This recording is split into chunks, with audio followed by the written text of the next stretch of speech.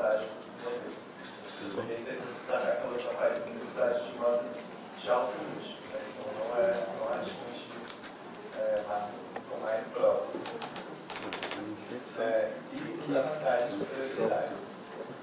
A gente já tem muita literatura sobre Avatar, horizontal, tá? inclusive na comunicação, né, com a emergência dos metaversos lá no começo dos anos 2000. Normalmente você deixa dois de Os metaversos não estão contemporâneos, mas já tem uma base lá no século Aí percebe, né? Eu vi aqui, muito cuidado para facilitar aqui. Tinha muita literatura sobre avatares, mas era assim, eu, tá gravando. como ser humano comum, criei uma conta no Second Life e eu tenho Então, meu avatar, eu vou fazer publicidade lá, eu vou aqui. ser impactado por publicidade lá. O tempo do... O que a gente tem observado hoje é um outro fenômeno, né, que é a avatarização de celebridades. Então, celebridades procurando agências para criarem avatares de si mesmos para poder fazer com que o dobro do mesmo tempo. Isso é uma questão que é muito do nosso tempo. A gente tem custos diferentes, ao mesmo tempo, sendo praticamente duas pessoas. Mas vai ficar... Então, a gente vai abrir, principalmente vai pegar o telão. nos modelos atuais que são ligados a uma marca específica, então a gente pensa na marca, então tem um conjunto de valores que a gente não. E aí vai ocorrer um processo de investimento plástico visual, né, que vai criar os mascotes, e aí o pensador de verso é essencial para entender essa questão dos mascotes. E aí vai sofrendo uma complexificação ao longo do tempo, né, e aí com o storytelling, né, que o marketing foca muito nessa questão do storytelling, a gente tem um investimento narrativo desses seres, né, que vão ser chamados de brand personas. E depois com o investimento interativo exclusivo, né, aliado a um novo investimento plástico narrativo, a gente vai ter esses influenciadores virtuais de marca, né, que processo mais complexo.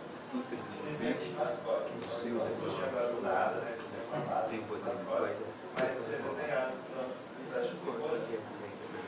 Aí tem um exemplo da Casa como que ele evoluiu ao longo do tempo, tanto plasticamente, Não, eu preciso de chegando nessa versão mais moderna que a gente tem hoje em dia. Você não faz parte da exploração da identidade. É interessante a gente perceber que ele perde um pouco das características regionais. A marca do nome baiano desaparece. O chapéu, que era característico, desaparece, ele assume essa imagem mais... fazer errado. Ele envelheceu, né? Muito outro, muito outro.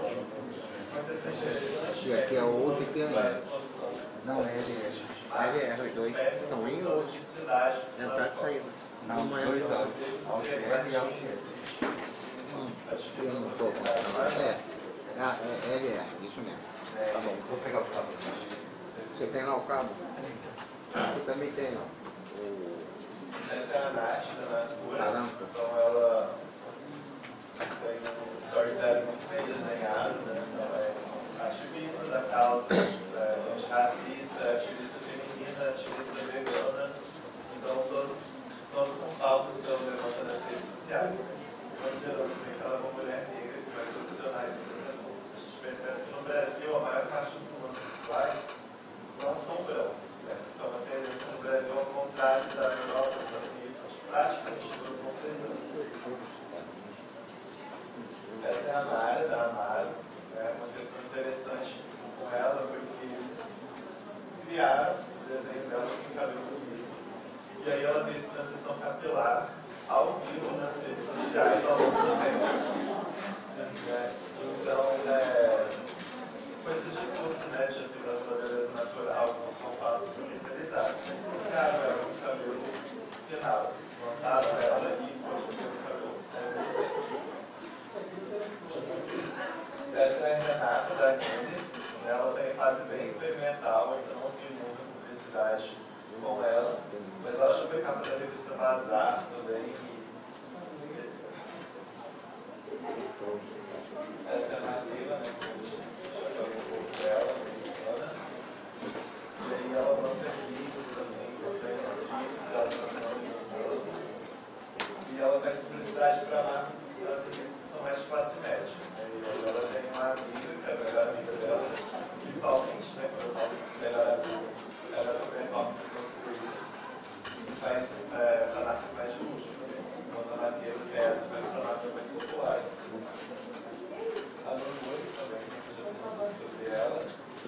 identidade boa. E aí tem uma coisa interessante que eles estabelecem relações entre eles, as equipes lá de instalação.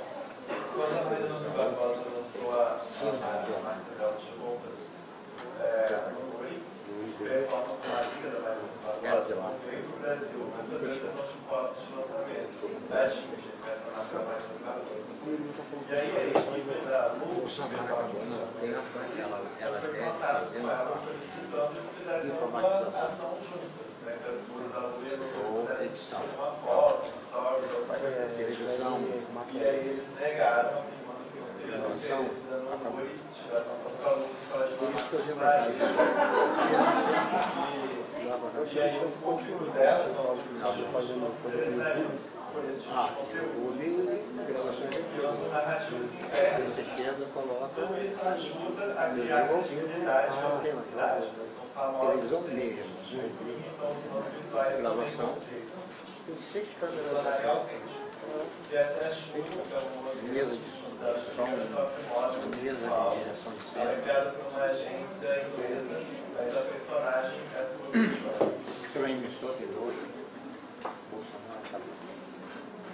E aí, eu acho que eu trouxe, mas eu não estou achando uma capinha do microfone da mesa, porque sem a capinha se perde muito áudio por lá.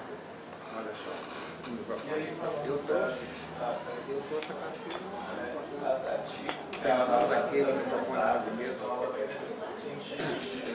Criar um grupo de si mesmo. Não é ela, bem bem. Sabe qual é a capinha? Esses próprios são uma narrativa de vida própria, tem independente de ser engraçado. Você vê que o microfone de canto é engraçado, pode ser legislativo. E assim ela cobre um dobro de. Só que fica meio estridente, porque o som se propaga.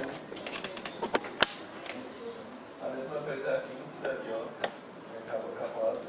Eu estou falando que lá na TV por aí, maquiagem, mesa de corte. A Gales, que é a avatar da Adriane Galisteu, também está nesse mesmo processo. Mas então, por que usar humanos virtuais e não usar outros? Por que não usar humanos, né, para fazer esse tipo de trabalho? Né, então, tem algumas hipóteses assim que não estão fechadinhas, né, mas a gente já pode começar a conversar. Primeiro é a atratividade. Isso tem a ver tanto com a atratividade da aparência física mesmo, né? Geralmente são bonitos, e aí quando eu digo bonitos é no padrão hegemônico mesmo. E também tem uma questão de novidade, né? As pessoas ainda não sabem muito bem do que se trata, então acabam se interessando por esse ineditismo. Fora que a gente tem influenciadores nas redes sociais muito numerosos, né? São muitos. Então, quando a gente tem um virtual, ele se diferencia de alguma forma. Então, é uma forma que as marcas têm de disputar a economia da atenção nesse sentido. A autenticidade, essa característica de parecer verdadeiro, mesmo quando se sabe que não é. Então, todo mundo sabe que aqueles seres lá são virtuais. Todo mundo sabe, eles não fingem que são humanos, eles deixam claro que são virtuais. Mas vão criando essa série de narrativas que conferem algum tipo de autenticidade a eles. Escalabilidade é a característica de um ser que não é humano superar um ser humano. Né? E aí eles superam, por exemplo, em trabalho, porque não são limitados por fatores físicos como cansaço, fome, sono, não precisam de férias, não precisam de nenhum direito trabalhista, porque são seres virtuais. Então conseguem produzir muito mais quantidade de material no mesmo tempo. É claro, né, que como eles não são autônomos, existem equipes de pessoas que desenvolvem esse trabalho, e essa equipe sim sofre suas limitações, mas aí é um coletivo de pessoas. E a escalabilidade também tem um pouco a ver com alcance, né? Os modelos virtuais têm tido 3 vezes mais engajamento do que os influenciadores que são humanos reais, justamente por conta dessa questão de novidade, principalmente. Controlabilidade, então, as marcas têm poder total sobre a narrativa de vida e sobre os discursos desses seres, então não corre o risco de você colocar a sua marca na mão de um influenciador que pode fazer alguma coisa e ser cancelado, por exemplo. Né? Isso atrapalharia, então, seu discurso de marca. Se você é dono do seu influenciador, ou você contratou seu influenciador numa agência, você vai ter controle mais completo sobre a narrativa de vida dele. isso vai incorrer em menores riscos de erro, então, para a marca. E antropomorfismo e humanização é a habilidade de se parecer com o ser humano. Então, alguns estudos mostram que esses que são mais parecidos com pessoas mesmo, físicas, transparecem assim uma autenticidade maior, né? Enquanto seres que não parecem estão mais ligados a marcas que são mais sofisticadas, né? Então, que podem abusar dessas plásticas que não são humanas. E aí algumas inquietações que não necessariamente têm ou terão resposta tão já, né? Mas, e quando os humanos virtuais não forem mais novidade? Né? Quando o fator novidade não for mais presente, eles vão continuar tendo mercado? Como comunicar transparência e autenticidade, evitando o fetichismo da mercadoria? Né? Essa é uma coisa muito importante. A gente só acessa o influenciador virtual depois que ele já está pronto, publicando nas redes sociais, publicando no Instagram. E a gente não acessa as equipes de animadores, de redatores, de diretores de artes, publicitários, né, que vão criar esse tipo de material. Então, como a gente não cai no fetichismo da mercadoria? Também como tornar a publicidade mais diversa de cores, corpos e identidades através dos mundos virtuais. Né? Essa não era uma questão para mim, essa é uma questão que surgiu com o meu estágio de docência nesse semestre. Estou ministrando uma optativa para o curso de publicidade da UF sobre esse tema. E aí essa é uma questão que foi levantada. Né? Por isso eu coloquei essa imagem, o Bangkok Nangbo, que é o único, assim, pelo menos que eu tenho conhecimento, né? É o único influenciador não binário que nós temos. Né? Então, embora os autores digam que seres que não são humanos não precisariam ter gênero, a gente sempre atribui gênero, né? E geralmente gênero feminino, que está muito ligado a essa questão da mulher no mercado para servir. Né? Então, não é à toa que a gente tem a Lu, a Bia e todas as outras que são mulheres. E aí, esse, né, é não binário, mas ele vai fazer publicidade para marcas muito mais nichadas, né? Ele não vai fazer publicidade para uma grande marca que todo mundo conhece, assim, ainda tem esse tipo de limitação. E existem riscos no uso de humanos virtuais, né, que é uma questão interessante também, da gente pensar, né, quais riscos que eles colocam numa relação ética com as pessoas, que tipo de padrões de beleza que eles estão comunicando são alcançáveis, geralmente não são alcançáveis nesses padrões. Fora o ritmo frenético de trabalho, né, que eles comunicam, que como eles podem performar uma vida de trabalho 24 horas por dia sem nenhum tipo de limitação física, como que isso é recebido nessa sociedade pós-moderna, né, onde todo mundo tem que trabalhar cada vez mais, cada vez tendo menos direitos. E aí, só para mostrar, né, que existe reconhecimento, vocês devem ter visto, né, que a Lu ganhou o Leão de Ouro em Cannes, né, na categoria de uso inovador de influenciador. Então, isso fez os seguidores dela crescerem mais ainda. Hoje eu vi de manhã, ela está com 6 milhões de seguidores no Instagram, sem contar TikTok, Twitter e todas as outras redes onde ela está. Ela está do Pinterest ao LinkedIn, YouTube, TikTok, em todas as redes produzindo conteúdo. Mas no Instagram, né, que é o que eu observo mais, é onde ela é maior.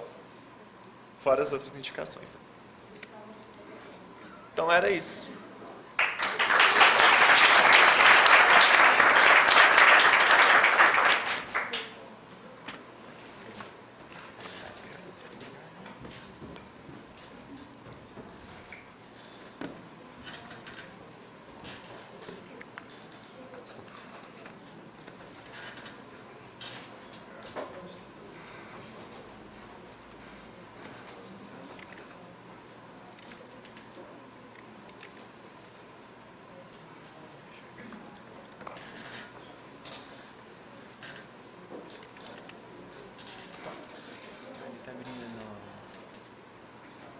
Navegador, né?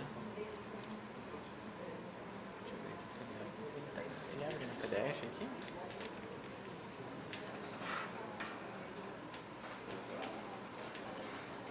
Ah, não tem PDF. Não. Clica naqueles 3 pontinhos em cima, 3 tracinhos do lado. Aí, nessa setinha. Não, mas tá bom.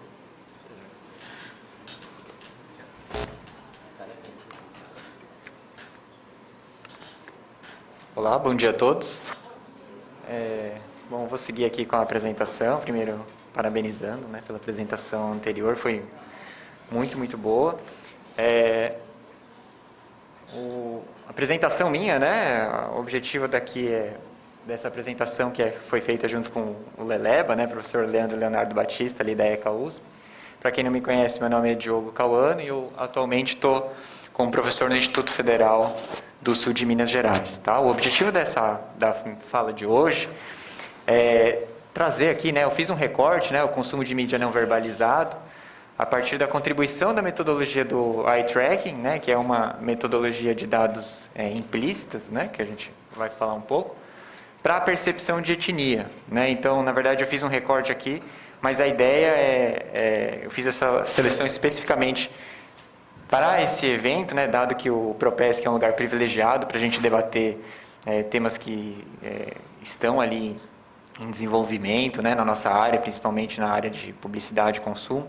Então, vou apresentar rapidamente. Para isso, vou apresentar um pouco do contexto, né, do laboratório, seja do laboratório ali que sediou, né, os nossos estudos na ECA, que é o Laboratório 4C, Laboratório de Cognição e Ciências Cognitivas, seja onde eu estou agora, né, que é o Laboratório de Tecnologias em Comunicação e Neurociência Aplicada. Então, eu trouxe um panorama para a gente entender, né, nesse percurso que a gente eu tenho estudado nos últimos anos. Agora, em 2022, está fazendo 10 anos que eu estou estudando essa área, né? O pessoal fala, nossa, mas você tem cara de 18, então você começou a estudar com 8 anos? Não, já estou indo para os 36, né? Então, é só a cara mesmo. Falar um pouco sobre, né? Então, um pouco dos contextos para depois chegar nesse estudo que a gente trouxe para apresentar aqui, tá? Basicamente, então, né, a minha área de formação em publicidade e propaganda, né? E profissionalmente com pesquisa de mercado. E eu tenho trabalhado com as metodologias para entender de que forma as metodologias relacionadas à neurociência, até que ponto elas conseguem contribuir com os desafios que a pesquisa em publicidade tem feito nos últimos anos. Né? Então, a Clotilde colocou muito bem colocado no começo da fala aqui, né, do evento, todos os desafios epistemológicos, metodológicos, teóricos pelos quais o campo passa, né, sendo um estudo, uma área de fronteira com diversas áreas do conhecimento. Então, na minha área, no meu recorte específico, né, até que ponto essas metodologias de neurociência conseguem contribuir com os desafios que a gente tem hoje na publicidade para entender a publicidade. O que a gente tem visto nos últimos anos, que é o recorte que eu trouxe aqui, é especialmente como que essas metodologias podem ajudar a gente a entender aspectos em que o dado declarado da pessoa, né, autodeclarado, não consegue, em sua magnitude, dar conta, principalmente questões étnico-raciais, questões de gêneros, né, até que ponto as pessoas estão declarando aquilo que efetivamente é de interesse dos pesquisadores de entender. Tá? Então, ali, a gente saiu, né, eu saí particularmente, né, do laboratório 4, né, eu estou vinculado ainda no laboratório 4C, mas ali no Instituto Federal a gente criou um laboratório, que é o Laboratório de Tecnologias em Comunicação e Neurociência Aplicada, com menos recursos, né? Então a ideia é a gente entender até que ponto a gente consegue dialogar, então a gente vai crescendo nessa rede, né? Isso aqui é para dar um contexto, né? Então eu apresentei no Propesc do ano passado, junto com o Bruno, que está aqui, né? Então até que ponto ali um laboratório de publicidade pode contribuir para um curso, né, na área do ensino, seja na área de projects, seja na área de pesquisa de mercado, na área de branding, na área de semiótica, né? Eu fiz algumas discussões em relação a isso. E aqui dois contextos, né, de como que está o panorama da neurociência, né, uma análise bibliométrica, e tudo isso para entender como que as questões de emoção estão no centro desses estudos. Né? Então, uma área importante a gente entender, né? Não só é um movimento não só da área, né? Um movimento internacional que tem buscado entender isso de forma mais interdisciplinar, que tem sido apropriada não só pela área das ciências sociais aplicadas, mas por todas as áreas que não sejam daquelas áreas mais duras, né? Duras no sentido clássicas da neurociência, da medicina e da psicologia. Né? Então, aqui antes, essas três áreas de neuro, medicina e psicologia representavam 72% dos estudos na área de neurociência, e como que isso tem sido apropriado por outras áreas, como a área da educação, a área da economia, administração, publicidade e outras áreas, né? Como que essa importância tem crescido nos últimos anos, tá? Aqui é um outro panorama, eu vou passar rapidamente, mas para mostrar como que o crescimento médio de citações anuais também tem crescido nos últimos anos. E aqui alguns estudos do que a gente tem feito, né? Primeiro, para estudar a relação entre emoção, comunicação e cinema. Esse aqui é um estudo que, aqui está um PDF, né? Mas o que ele mostra ali é que a gente consegue medir em tempo real, segundo a segundo, como, né, que um público específico, com características específicas, contextos sócio-históricos específicos, conseguem entender aquele conteúdo. Essa aqui é uma campanha, é um estudo que a gente fez muito recentemente com uma colaboradora, uma professora da Unifesp, para entender publicidade e gênero, né, a partir da condutância de pele. Então a gente fez um estudo onde a gente fez ali simulou duas versões de uma campanha de doação, sendo uma pessoa cis tradicional, uma pessoa trans, para entender até que ponto o público consegue, em termos emocionais, aferir em termos emocionais implícitos esse conteúdo, né? Então a gente tem visto muito de como agências estão perdidas nesse sentido de fazer uma representatividade, seja de gênero, seja de cor e raça, por exemplo, né? E a gente conseguiu verificar ali pela condutância de pele como que a versão com a modelo trans teve um resultado do ponto de vista emocional mais forte do que um modelo tradicional de campanha com uma modelo cis, tá? Aqui outros estudos, aqui eu vou passar rapidamente, né, para mostrar, também servem para a gente entender percepção de marca, mas não só do ponto de vista de atenção, mas a consequência que uma maior atenção gera, por exemplo, em uma métrica extremamente importante para a gente da comunicação e publicidade, que é a lembrança de marca, né? Esse estudo está ali nas signos do consumo, né? E então o que a gente verificou é que as marcas que conseguem ser vistas por pelo menos 800 milissegundos, parece muito, parece pouco, né? Mas é 80% de um segundo. Elas potencializam a lembrança de marca em mais de 2 vezes do que as marcas que não conseguem atingir esse nível de atenção. Então é um dado bastante importante que mostra não somente o dado implícito, mas como que um maior nível de atenção efetivamente traz uma maior lembrança de marca e como é que a gente consegue trabalhar dessa forma, tá? Outras formas para se entender emoção e publicidade aqui dentro de, na verdade, comunicação de risco, né? Isso aqui a gente usou particularmente no pesquisa de mestrado com um eletroencefalograma, a partir de uma teoria que a gente chama de assimetria do córtex pré-frontal, em que a gente conseguiu aferir algumas coisas. Mas o principal que eu quero mostrar aqui, de novo, é a gente mostrar, né, que é um esforço que a gente tem feito nos últimos anos para entender até que ponto o dado declarado para o dado implícito, o dado não declarado, estão convergindo ou estão divergindo. E como é que a gente lida com isso, com pesquisa, né? Se a pessoa fala uma coisa e sente outra. E na época a gente já verificou que das 44 possibilidades de comparação, na verdade, 34 não tinham essa relação entre o que a pessoa falava e o que a gente via no dado implícito, e mais do que isso, né? 9 dessas possibilidades eram ao contrário, ou seja, a pessoa afirma uma coisa no método de pesquisa tradicional, autodeclarado, mas no método implícito, né, seja por condutância de pele, aqui no caso foi eletroencefalo, a gente verifica outro movimento. Então ela afirma ter sentido alguma coisa, avalia a campanha de uma forma específica, no modo declarado, uma escala, né, no método tradicional, mas quando a gente mede por meios implícitos, né, um método específico de neurociência, a gente vê um movimento contrário.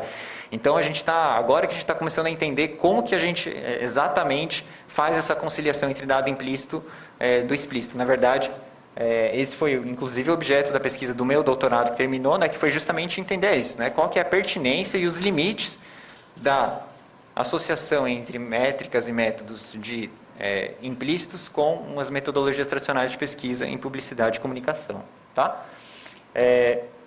Então, dentro do ponto de vista de atenção, eu vou passar aqui, para mostrar um ponto específico, né, que eu acho que vale o mais importante, o que faz a gente prestar atenção ao conteúdo, né? Então a gente fala assim, olha, o principal desafio que a gente tem tido é exatamente conciliar entre contexto sócio-histórico cognitivo, né, com individual cognitivo. Então, na medida em que a gente pode prestar atenção, se tiver uma lâmpada piscando aqui, né, que é um dado da lâmpada que vai fazer você prestar atenção, é um direcionamento da sua atenção que vem a partir da lâmpada piscando, ou você pode prestar mais atenção, que não tem nada a ver com o que você está vendo, mas um dado que vem da sua motivação interna. Por exemplo, se você acabou de comprar um Honda Fit, é natural que você vai começar a prestar atenção em mais Hondas Fit que estão circulando pela cidade. Então, não só né, é uma via de dois sentidos, né, que parte do ambiente ou parte da sua motivação interna. Então, é isso que está orientando a nossa atenção, né? Isso para mostrar também, né, que esse tipo de metodologia implicitamente já incorpora os dados, né, de contexto que a pessoa tem, um contexto sócio-histórico. Então, isso aqui ilustra, por exemplo, né, como é que um turista pode ver a fachada da igreja ali, uma igreja pouco famosa, né, assim como o residente local, assim como o arquiteto. Então, o dado que a gente pega, né, não é um dado que vem massivamente, mas ele está implicitamente dentro de cada repertório individual, tá?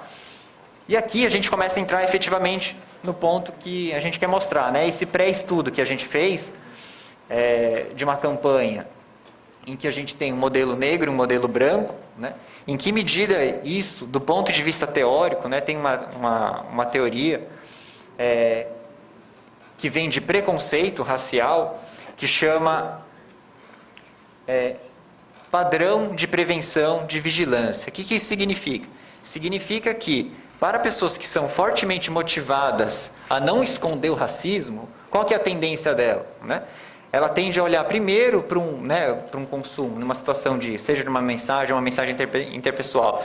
Ela tende primeiro a olhar para uma pessoa negra e imediatamente depois ela desvia o olhar para uma pessoa branca, né? Porque essa pessoa que tem esse perfil, né, numa escala validada de um racismo declarado, né, mas que ela tenta esconder, o que ela faz? Ela olha primeiro para o rosto negro e imediatamente olha para um outro rosto branco, por exemplo, né? E a gente verificou isso no sentido de que o tempo que as pessoas olhavam ali para o rosto negro foi efetivamente menor e estatisticamente diferente do que quando ela olha para o rosto branco, né? Então, isso é um dado que ilustra efetivamente, né, como que essa metodologia, por exemplo, pode ajudar a gente a entender uma publicidade que inclui gêneros ou outras questões que são mais delicadas do ponto de vista de a gente entender a comunicação e a publicidade, mas que as metodologias tradicionais não conseguem dar conta.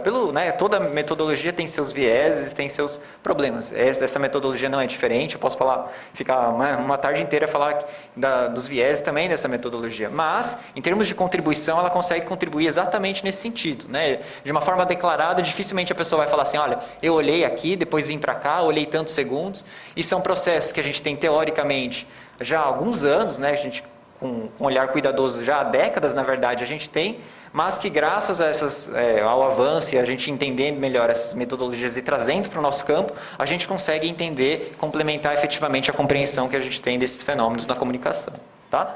E aqui são exatamente o estudo finalmente que a gente trouxe para comparar e a gente entender. Então, o que a gente trouxe? A gente trouxe algumas peças da campanha da Benetton, né, em que no ano de 2019 a gente apresentou isso no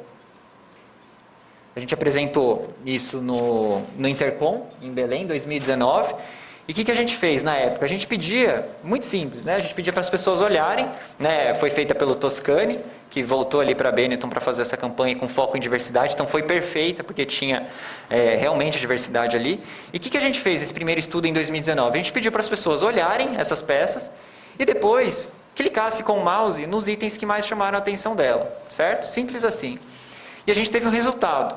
E agora, nesses últimos meses da pandemia, a gente refez esse mesmo estudo, Agora, complementando, então agora a gente não pediu a forma declarada, né, para a pessoa clicar onde chamou mais atenção. A gente pediu simplesmente que a pessoa visse e a gente olhou isso com o eye tracker. Então a gente trouxe aqui exatamente a comparação entre o dado explícito, ou seja, o que ela declara ter prestado atenção, e o dado implícito, que é o dado efetivamente para onde ela olhou. E esse que é o interessante que eu trago aqui para vocês hoje, tá?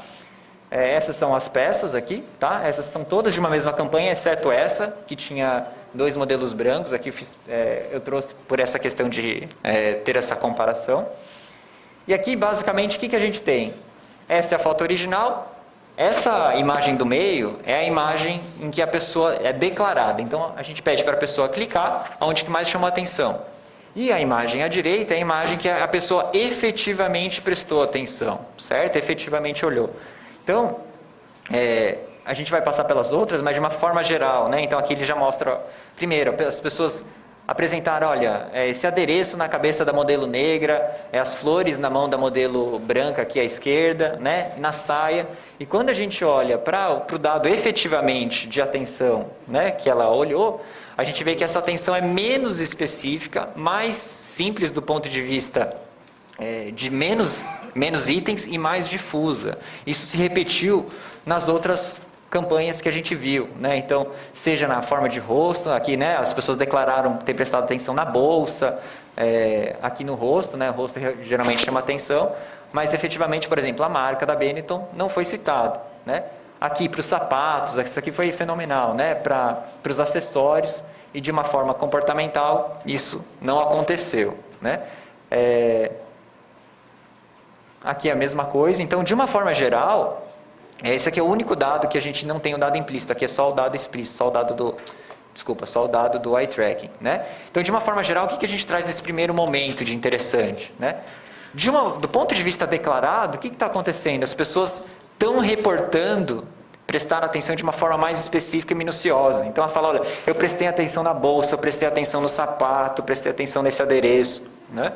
E o que é interessante é, quando a gente olha isso do ponto de vista implícito, ou seja, efetivamente que ela olhou, não é exatamente isso que tem a indicação, né, os dados sugerem que não é exatamente isso que está acontecendo, ou seja, as pessoas estão prestando atenção de uma forma mais difusa e de uma forma mais simples do que quando você pede para ela reportar esses dados. Então, isso mostra como que quando você pede para a pessoa, nem sempre isso está de acordo ali com efetivamente o que a gente está avaliando, certo? Então, isso aqui aponta para alguns dados importantes para a gente entender racismo, para a gente entender gênero, para a gente entender como efetivamente as pessoas estão lendo e estão reportando esse tipo de dado em nossas pesquisas que a gente faz aqui na nossa área, tá certo?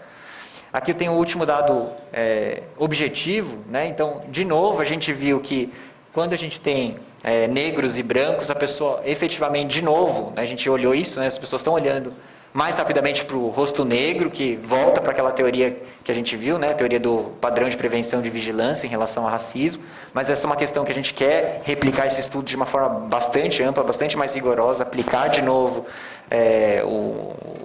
o questionário de validação dessa escala, para a gente fazer isso com mais robustez e entender melhor como é que está acontecendo esse fenômeno, já que é a segunda vez que a gente está vendo isso acontecer, tá certo?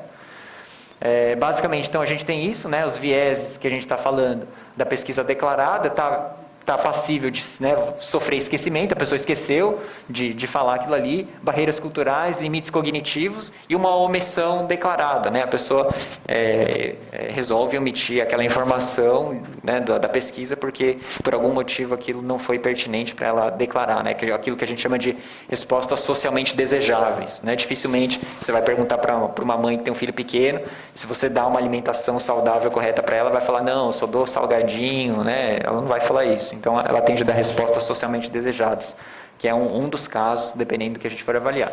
E as contribuições com métricas aqui, né, mais objetivas e dados que a gente não consegue ver de outro modo que não seja nessas métodos de pesquisa. Tá certo? Obrigado.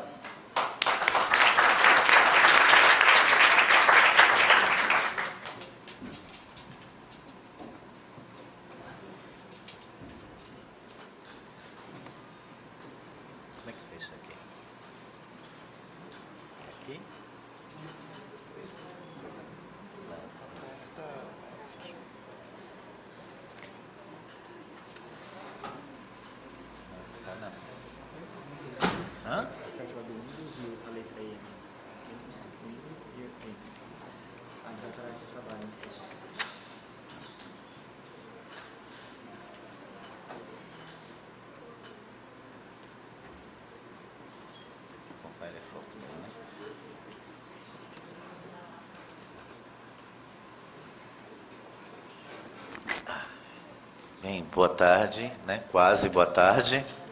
Meu nome é Daniel Zimmermann. Eu estou representando o professor Eneus Trindade, né, que é o meu supervisor do pós-doc, do estágio pós-doutoral. Eu sou recém-doutor e já estou fazendo pós-doc com ele. O nosso trabalho é o guarda-chuva de pesquisa do professor Eneus dentro do grupo de estudos semióticos, né, comunicação e cultura, o GESC 3. Né? Então, somos o professor Eneus Trindade, eu, Daniel Zimmermann, Alessandra de Castro Marazzi, que é aluna também pós-doutoranda, a Carla Meira, que é doutoranda, e Sara Barbosa, que é mestranda. Né?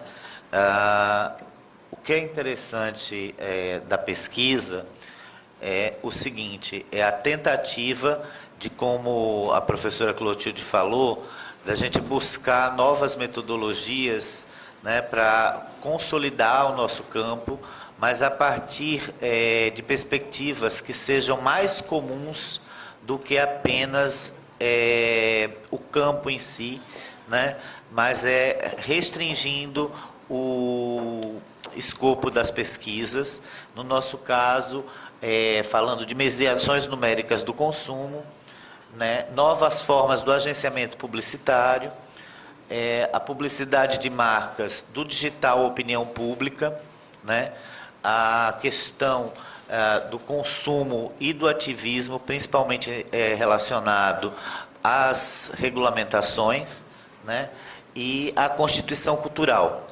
Né? Então, todos esses trabalhos têm em comum essas características. Né? Alguns mais, outros menos, mas essas características estão presentes em todos os trabalhos.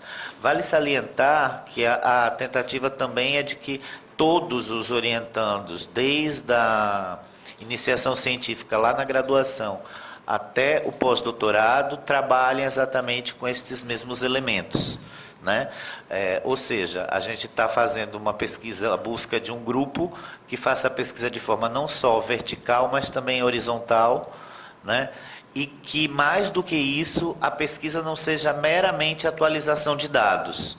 Porque uma das preocupações da gente é que o que a gente vê muito é pesquisas sendo atualizadas em dados, mas elas não se desenvolvem, né? Bem, a gente tem uma pesquisa que é a pesquisa matriz, ou pesquisa raiz, pesquisa mãe, ou o topo do guarda-chuva da nossa pesquisa, que são as dimensões do olhar sobre as mediações algorítmicas e as novas formas de agenciamento da publicidade nos consumos. Essa é a pesquisa mãe, pesquisa raiz do professor Eneus atualmente, né? E vale lembrar que, apesar dessa pesquisa ser atual, o GESC já pesquisa a questão dos consumos via algoritmos desde 2018. Isso é bastante relevante para a gente, né? E a gente já viu isso não só em Pérez e Trindade, como em Trindade e Pérez. Não é, Clotilde? Muda muito, né? Trindade, Pérez e Trindade, inclusive. Né?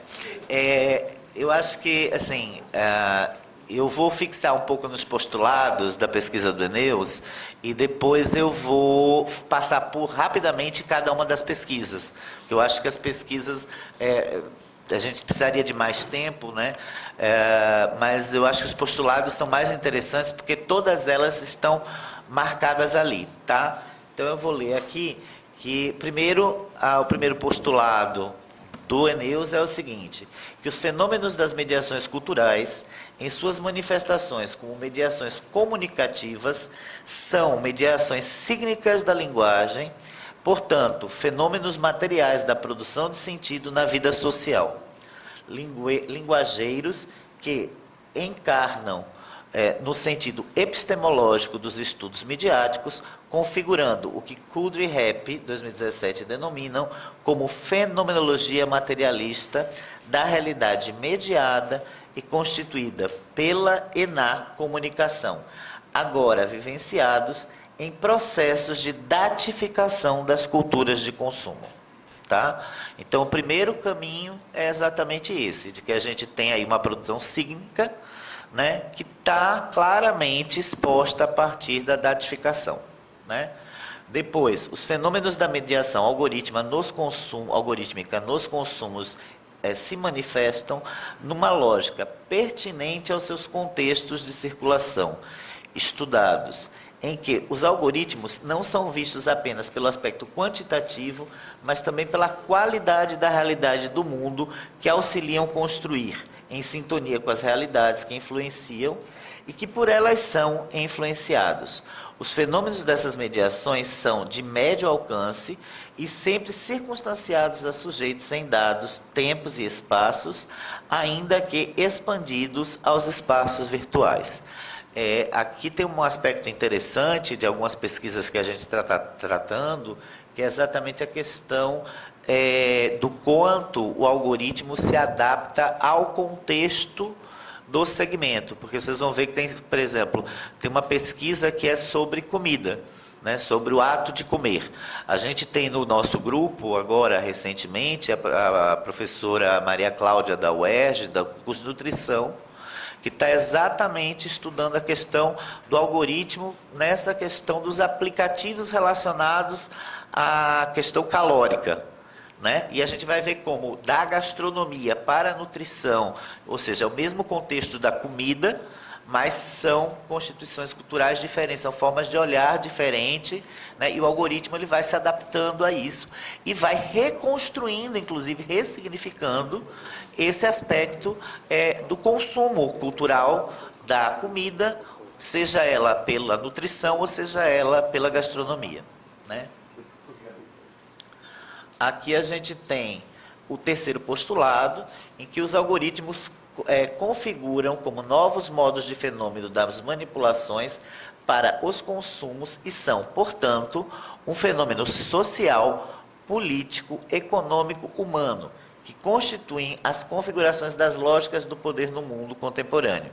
Interferem na cidadania, pois o trabalho em Big Data dá uma nova dimensão ao processo civilizatório que consiste na discussão dos limites que organismos comerciais podem performar na perspectiva da invasão da privacidade dos indivíduos de uma maneira nunca antes vistas e traz implicações sobre o direito e a privacidade dos dados, bem como a necessidade de autorização, consciência e consentimento autodeterminado dos indivíduos sobre o acesso aos dados individuais e das formas de usos desses dados com fins comerciais.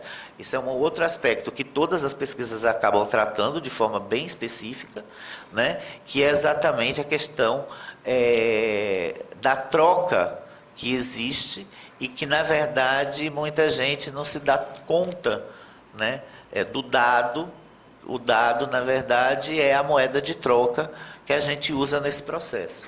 E as pesquisas todas elas estão preocupadas em esclarecer exatamente quais são os fins, né, os meios e o quanto a legislação está regulando sobre isso.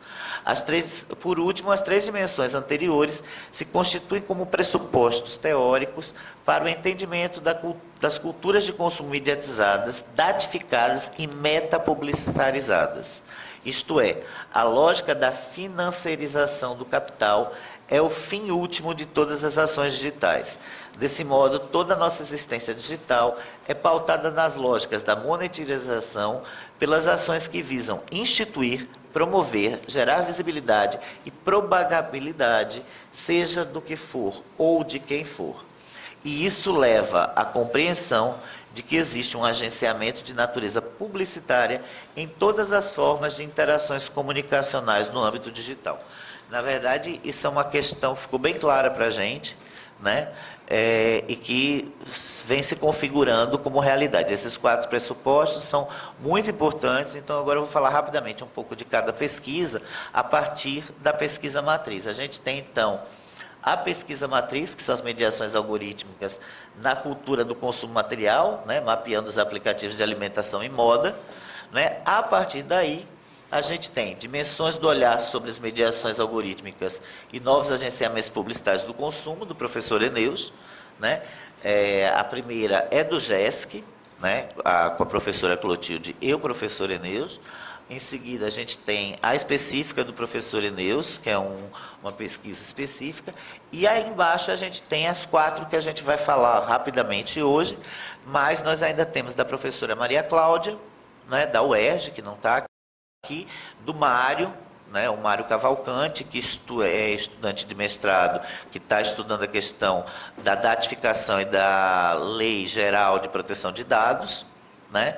A gente tem o caso do Pedro Nogueira, que está estudando a questão da publicitarização a partir de aplicativos de trabalho, né, usando uma escala de satisfação do funcionário para verificar se o funcionário se reconhece satisfeito no uso desses aplicativos, né?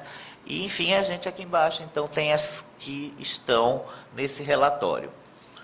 Vamos, então, para a primeira. Essa aqui é mais fácil, né, que a minha. Né? Ela é originária, na verdade, da minha pesquisa do doutorado, né, onde eu tive o prazer de comprovar que a publicidade, a gente sempre ouvia muito falar, era uma coisa que eu ouvia muito falar, é que a publicidade formava opinião pública. Né? A publicidade forma opinião pública, a publicidade forma opinião pública. E aí a gente vai ler as pesquisas e ninguém pesquisava. Né? Então a gente fez um estudo, voltamos lá para o começo da história, dos primeiros estudos de comunicação de massa. A gente fez uma descoberta muito interessante, né, que a escola, por exemplo, de Chicago, que todo mundo fala, tal, ela, na verdade, ela só foi fundada graças ao Rockefeller por causa do Eduardo Bernays, que era interessado nos estudos da publicidade e das relações públicas, né, e que os primeiros estudos, na verdade, todos eles eram com publicidade.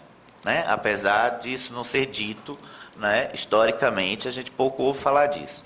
Né?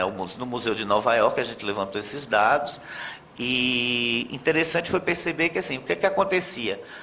A publicidade e as relações públicas, elas não acontecem a curto prazo. Então, para os pesquisadores americanos, era muito difícil lidar com a comprovação da influência, né, ou da persuasão da publicidade e das relações públicas a curto prazo. Eles tinham que fazer uma pesquisa que duraria 10 anos acompanhando uma marca, né, para que eles conseguissem provar o resultado. Isso naquela época que eles não tinham o digital. O que aconteceu? Eles então perceberam que, assim, a notícia ela era mais agendável, de uma forma mais rápida, mesmo que ela ficasse em curto tempo no debate público. Então, dava para fazer pesquisa com jornalismo. Ou seja, você fazia mais pesquisas diferentes sobre temas diferentes, mas você conseguia comprovar em curtos espaços de tempo. O que com publicidade era muito difícil, né? Porque, como dizia o All Rise, né, água mole em pedra dura, tanto bate até que fura, né? Que é um ditado popular que ele usava, né, para dizer que publicidade e relações públicas é pedra e martelo, né? É prego e martelo. Você tem que bater até isso pegar na cabeça da pessoa. Então não adianta você fazer uma coisa muito rápida. E a gente conseguiu provar que a publicidade forma opinião pública no espaço público, né, mas não forma no digital. Né? O digital ele não chega ao nível de formação de opinião, ele só chega a opinião pública está dividida em 5 níveis, né? E no caso do digital no mundo, ele ainda chega ele só chega no 4º nível, tá? Não chega no 5º. Mas aí a gente foi pensar em estudar a circulação. Como é que é a circulação, né, nos aplicativos como Facebook, Twitter, Instagram? Né? Se isso tem a ver com a opinião pública, então é mais ou menos isso que a gente está pesquisando. E, oriundo da primeira pesquisa do doutorado, a gente ainda quer criar, na verdade,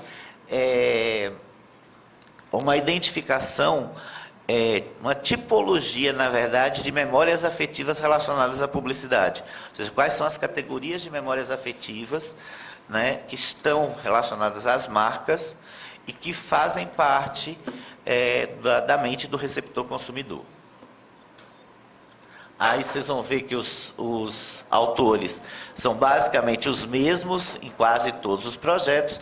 O que vai modificar, na verdade, é só a área específica, no caso aqui, opinião pública, né? Esse aqui é o da professora Alessandra, né? Estímulos tecnológicos ocultos, um estudo dos sistemas de inteligentes que moldam o comportamento do consumo. Aí ela chega bem mais próxima, né, do Diogo. Ela quer estudar exatamente o efeito dos aplicativos nas mudanças de comportamento, né? E exatamente nas ambiências digitais. Aqui a gente vai ver que ela também traz exatamente alguns autores em comum. A gente está usando basicamente os mesmos escopos, né? Em seguida a gente tem da Carla, que são playgrounds digitais, mapeamentos e mediações algorítmicas da cultura do consumo em aplicativos para crianças. A Carla está estudando games, aplicativos de games para crianças. E é bem interessante porque na dissertação de mestrado da Carla, ela já estudava isso, só que no YouTube, né? Ou seja, como a publicidade no YouTube reconstitui a maneira de brincar, né? Ela transforma a forma de brincar. E a gente ficou assim, a gente chegou a ficar em pânico com os resultados, porque a propaganda, ela realmente hoje, no YouTube, ela está sendo feita para ensinar a menina a receber o brinquedo, a cuidar da caixa, não jogar a caixa fora, né? Guardar a embalagem, porque a embalagem tem instrução, como que ela condiciona a boneca, por exemplo, o brinquedo, como que ela cuida do brinquedo, como é que brinca, né? Mas vale ressaltar que a questão de gênero, ela ainda é muito forte. Na questão do setor da indústria do brinquedo no mundo, isso não é no Brasil, é no mundo, ficou claro para a gente o seguinte, que existe sim brinquedo de menina e brinquedo de menino ainda, né? E a narrativa construída no discurso das bonecas é racista, é machista, é sexista, é homofóbica, é transfóbica, apesar da tentativa de dizer que não. A publicidade e propaganda de brinquedos usando o digital é pior do que a propaganda que a gente vê nas mídias tradicionais. Aí aqui vocês vão ver que é o mesmo escopo, né? Ela só vai ter a infância, brinquedo e feminismo, que não vai ter nos outros. E por fim o da Sara Barbosa, que é a questão do consumo e do ativismo. Como a gente falou, o ativismo é uma coisa também que está presente em todos os casos, né? E aí é o ativismo alimentar e os sentidos do consumo político em ambientes digitais. A Sara está estudando os discursos mediatizados dos movimentos sociais que trabalham a questão do cuidado com o alimento, mas também a transformação desse alimento numa questão gourmetizada, né? Isso é uma coisa muito clara hoje. A gente tem aplicativo para reaproveitamento de alimentos e a gente tem aqueles aplicativos de gourmetização da comida. Então, ela mais ou menos que está fazendo uma intervenção entre a questão do ativismo, né, dos grupos sociais relacionados a cuidado do meio ambiente, a natureza, voltados a alimentos, mas também de como isso tem uma pegada que é, na verdade, muito mais do que só do algoritmo, mas também é social, da mudança social, né? O Brasil, por exemplo, é um país que está se gourmetizando. Diferente, por exemplo, da Colômbia, que é um país mais pobre que a gente, está aqui do lado, e já é um país que, por exemplo, tem 12 chefes com estrela Michelin, né? A gente é um país que tem 2, né? Enquanto que a Colômbia, que está ali do lado, tem 12, ou seja, 10 a mais num país que é do tamanho de um estado do Brasil, né? Então, basicamente é isso. né? A gente também tem o mesmo escopo, a não ser a parte de alimentação. Então, as nossas considerações finais é o que a gente fica claro para a gente, é que a metapublicitarização é uma realidade, né? A gente tem muita coisa que não parece, mas é, e que tem força exatamente por não parecer, né? Que os algoritmos, eles fazem parte da nossa realidade cotidiana e eles já moldam sim a nossa realidade, né? E a gente está conseguindo provar isso, mas acima de tudo é que a nossa tentativa é de buscar não só na comunicação, mas em outras áreas. Por exemplo, a professora a Carla está fazendo uma disciplina de algoritmo na engenharia, o Pedro está fazendo na filosofia, né? A Alessandra foi estudar em computação, né? A professora Maria Cláudia da nutrição, eu fiz na enfermagem, né? Então a gente está buscando outros olhares, outras metodologias, né, para a gente construir um campo da semiopragmática relacionada à datificação da publicidade. É isso. Obrigado.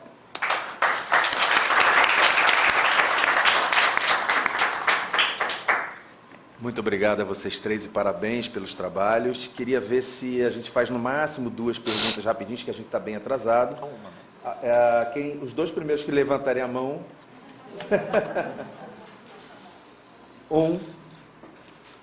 Dou-lhe uma. Dou-lhe 2. Dou-lhe 3. Pronto. Ah, você! Então vai ser você, vai. Chega aí. Vamos tentar ser rápido na pergunta e na resposta, galera.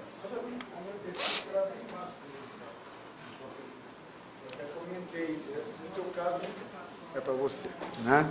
É só que você mostrou uma campanha maravilhosamente horrível, que é aquela do governo Temer, que foi tirada do ar. Eu só queria saber se você leva em consideração também esse aspecto, quando escolhe uma campanha, pela qualidade criativa, né? Porque lá também muitas vezes é a questão do preto, né? Do negro, do preconceito, mas também quando a campanha é medonha, não sei se isso influencia quando a pessoa olha e tem um susto. Obrigado, Elisê, pela pergunta. Concordo com você, né? É uma campanha horrenda, né? Assim, com algumas que aconteceram ali. Sim, né? Ela foi tão polêmica que teve que ser retirada do ar, né? Eu contextualizei essa campanha mais no Intercom de Belém, né? Mas, em geral, a gente leva em consideração mais do ponto de vista dos elementos que compõem aquela campanha, né? Então, até que ponto esses elementos, de uma forma ou de outra, estão modulando essa atenção visual, né? A gente faz menos ali uma avaliação estética da composição, da direção de arte da campanha, e mais a gente analisa os elementos que compõem aquela campanha do ponto de vista atencional ou emocional, para discutir até que ponto isso está modulando do ponto de vista da mensagem e não da motivação interna, né? Às vezes, se a pessoa é médica, se a pessoa é estudante, ela pode olhar de um jeito diferente dessas peças. Mas, a partir disso, também tem os elementos que compõem essa campanha. Então, a resposta mais efetiva é menos, né? Assim, não é totalmente negligenciada, mas é menos. Nossa preocupação é mais olhar ali em que medida esses elementos podem estar atuando para modular essa atenção, e a gente faz a discussão contextual, né, para inscrever aquele estudo dentro de um contexto ali, não só de produção daquele conteúdo, mas também de recepção dele. Tá? Obrigado, Elisê.